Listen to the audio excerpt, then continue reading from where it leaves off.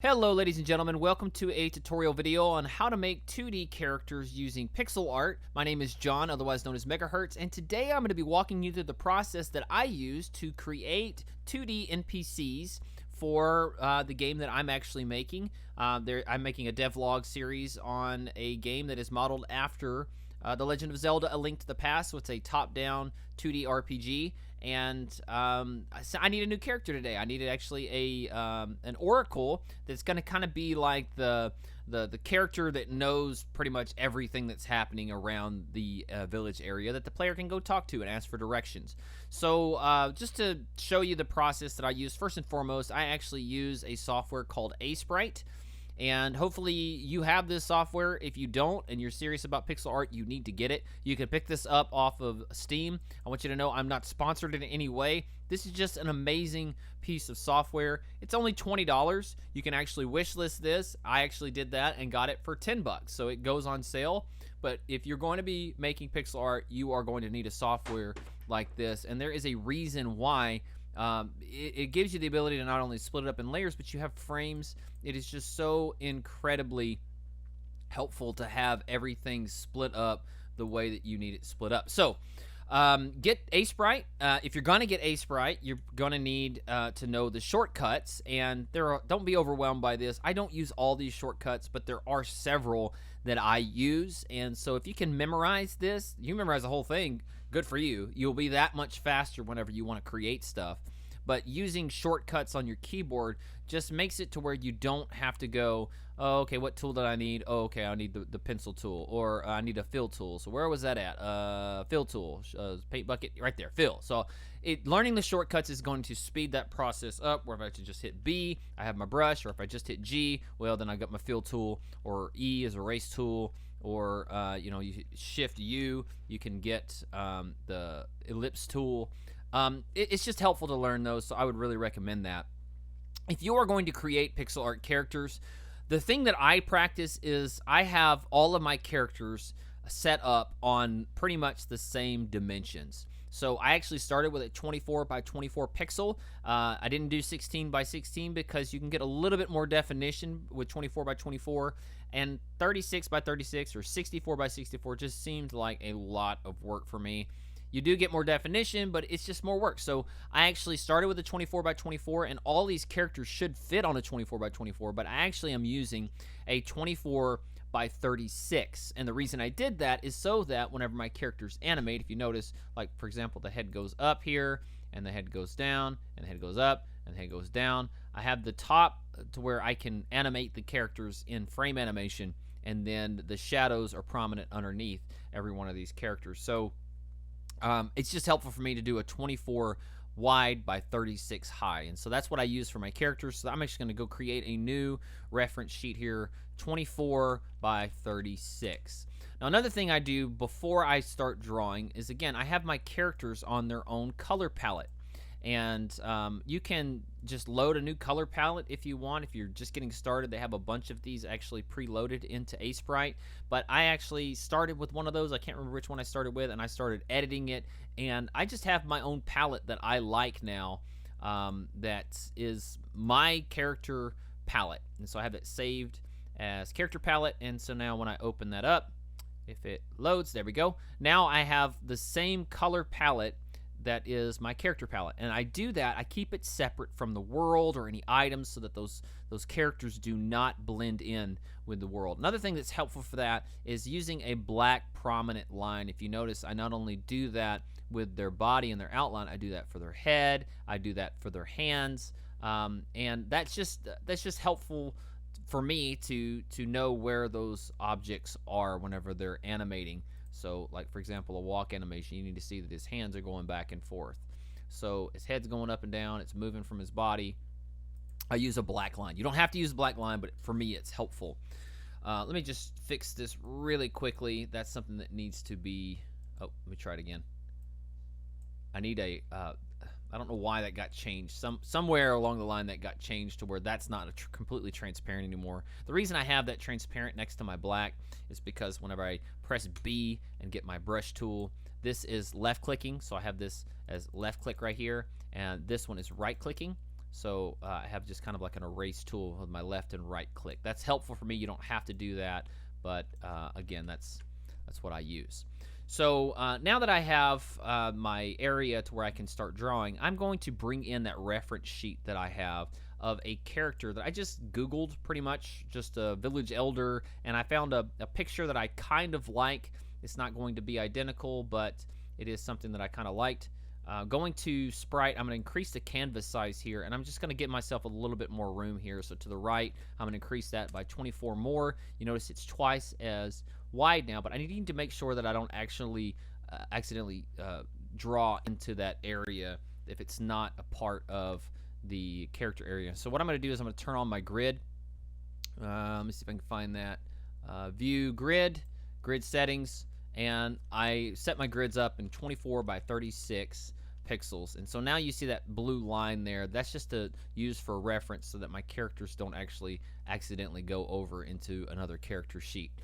Okay, so now that I have that, I'm going to bring in my reference. So I'm going to go to Layer. I'm going to create a new reference layer from File, and on my desktop, I just saved a picture called Village Elder, and that's what it looks like. It's just an older lady. I'm going to select V.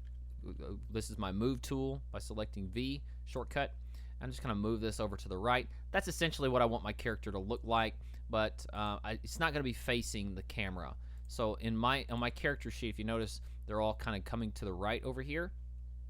I'm going to kind of face it to the right a little bit. So going back and clicking on my layer, I'm now going to get started drawing, but I'm actually going to hit Shift U and get my my ellipse tool. Now if you notice, you hit Shift U, it'll either give you a full ellipse or just an outline ellipse. I'm just going to use the outline ellipse tool for now.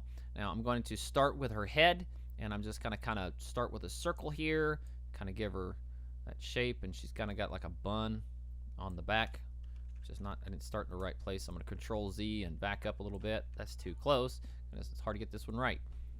Okay, you know what? I'm just going to select that with M, and I'm going to kind of move it in the place that I want it. There we go. That'll work. All right, so now that I've got her head, I'm going to start working on her body. So Shift U, I'm going to go back to an ellipse tool, and I want her head to kind of stand out from her body a little bit. Control Z, back that up. Get a little bit fatter body on her.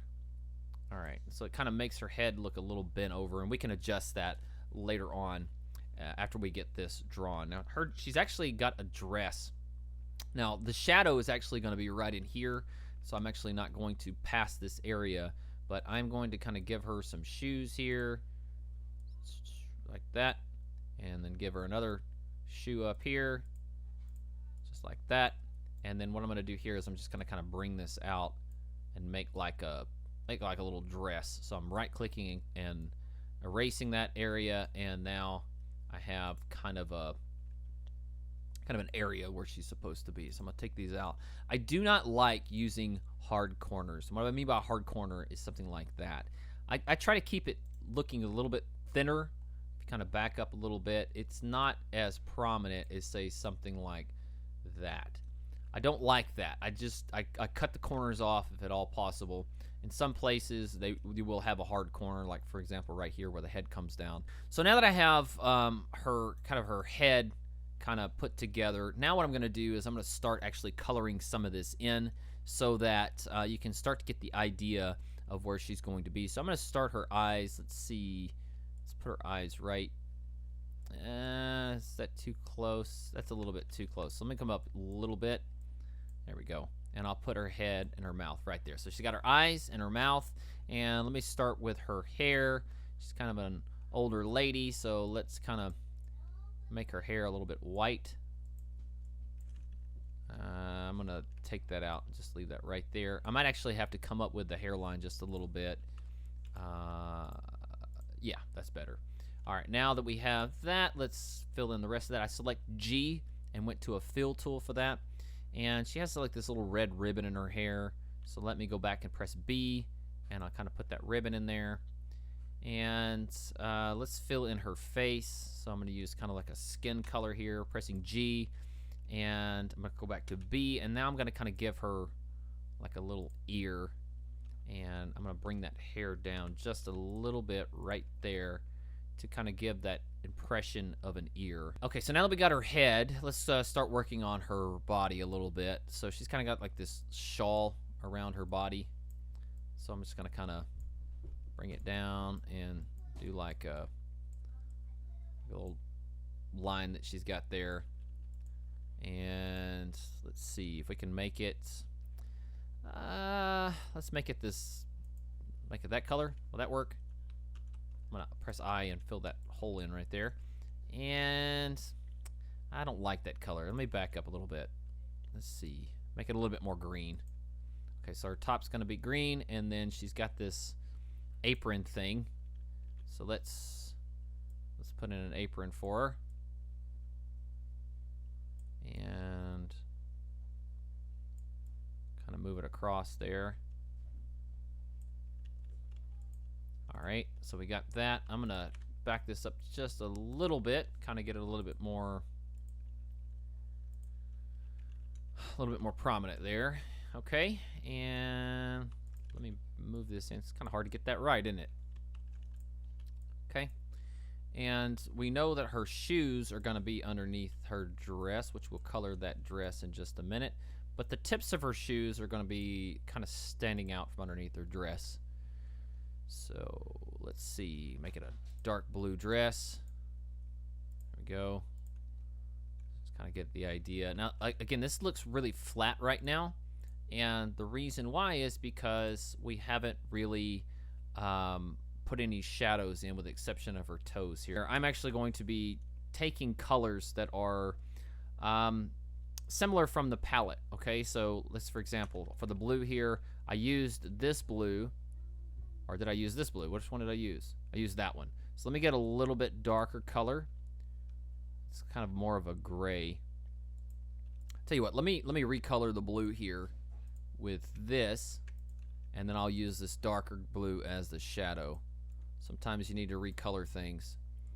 Okay, and then I'm going to be using that just like this, and I can kind of get the idea that she's got that apron on. Okay, now let's come in with a darker. Let's come in with a darker white here. We'll kind of give this impression that she's got this, and it's kind of wrinkly. All right, and we might need to come back and do a little bit more work to that apron in just a minute. We used this green color right here, so we're going to come back in with a darker green, and not only get that, but actually come underneath the bandana area, and I'm going to fill that in a little bit more. Okay, so let's fix this red bandana. Let's kind of give a little bit more definition to it as well. All right. Do that, and all right, and so now that we got this side of her body shaded, let's get her head real quick. So we're going to use a kind of a darker gray than what we were using. Let's do that one right there. Okay, so now she's got that and that shaded, and we're also going to need to shade her face a little bit. So let's come in just like that, and sometimes I put them underneath the eyes. It's a little bit too dark there. All right, and let's come in. So this is the shade that we used. I'm actually going to add a new kind of color here, and is that too light for the light? Because we not only need shadows on one side, we need highlights on the other. So when we start coming in for, let's say, for example, the bandana here, there's going to be a light side of it and a dark side of it. Okay, now that I actually have the general concept on what I want her to look like, what I'm going to do now is I'm actually going to split her up on layers to where she's easier to animate. And the way that I'm going to do that is by clicking a new layer. So I right click on that, and I'm going to name this one Head. All right, and then what I'm going to do is, going back to my original layer, I'm going to select her head by pressing M, and I'm just going to start shaving out what her head is going to be. I'm holding shift, and I'm just dragging what I want her head to be. Okay, so that's her head, and so when I take that out, I'm going to put it back on this head layer here by I press Control X to cut it, and Control V is going to paste it. And so now her head layer is on its own layer.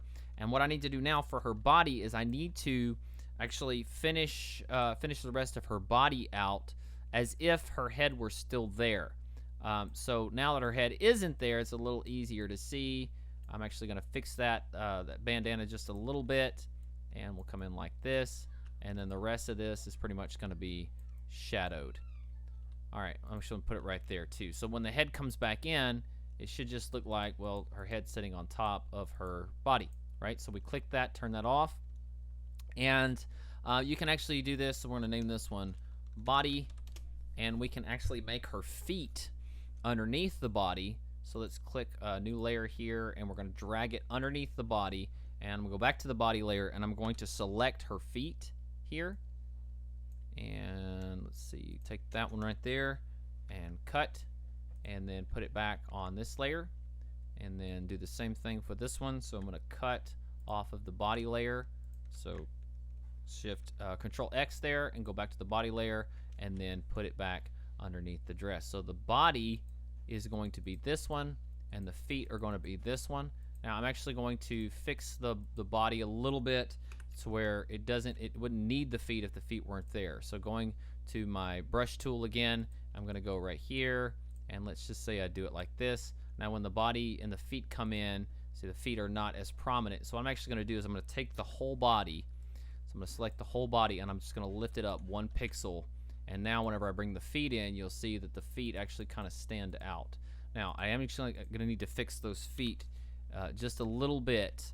So going to my feet layer, I'm going to go fix that by putting a line right there. So now the feet will sit underneath the body, and you can actually move that if you need to.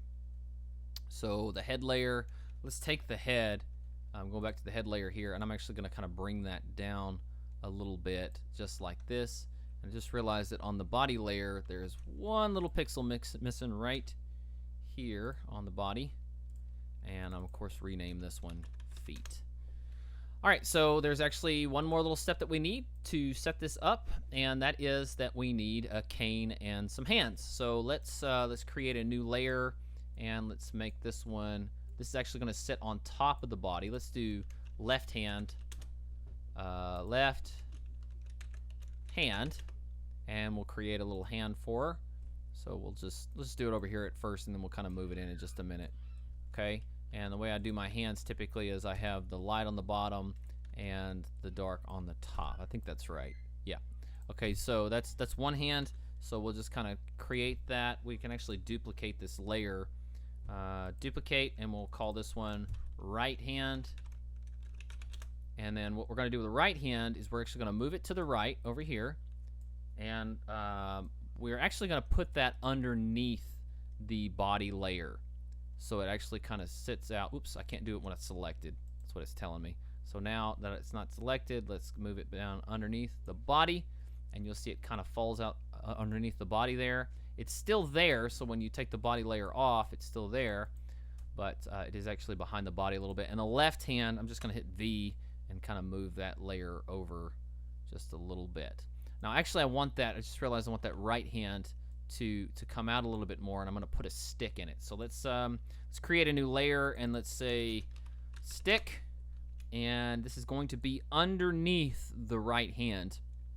So let's kind of figure out where that stick is going to be. Let's see. Let's make the stick go down like that, and it's a little stick. And now I'm going to take that right hand off, and then I'm just going to kind of do like that. Let's see, I need a brown color. Let's make it this color, and then we'll come in with a highlight right here.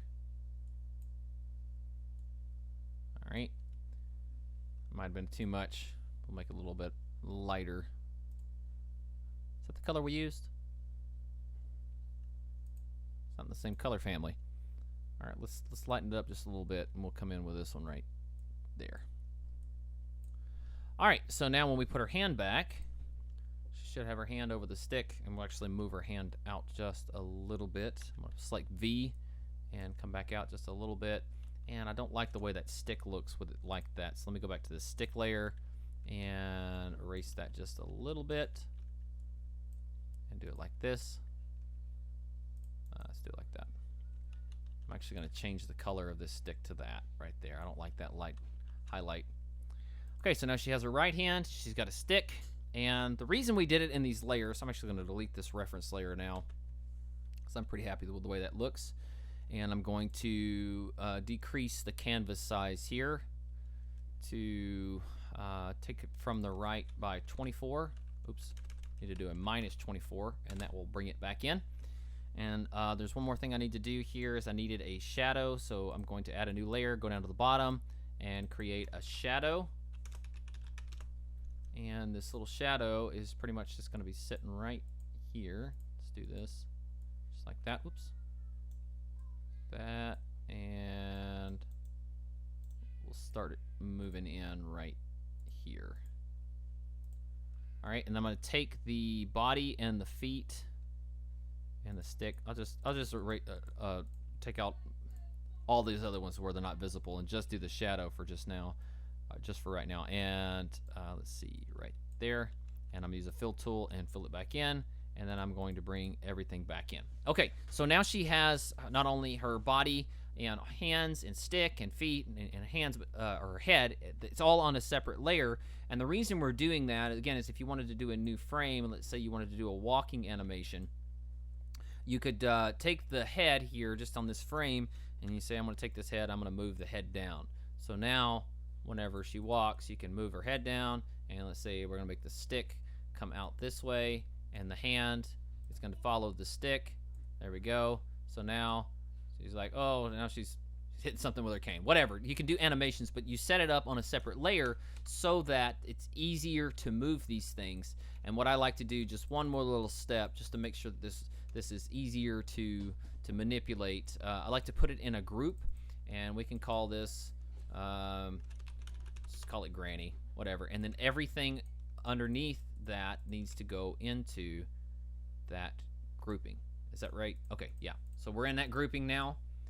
And yeah, so that's pretty much the process that I use in creating pixel art characters. And now I should now have a village elder that I can use in my village. All right, so I've shown you the process that I use to create pixel art characters. Hopefully it was helpful for you. In the next video, I'll actually show the process that I use to begin animating these characters. For now, though, just let me say thanks for joining me. My name is Megahertz, and I'm out.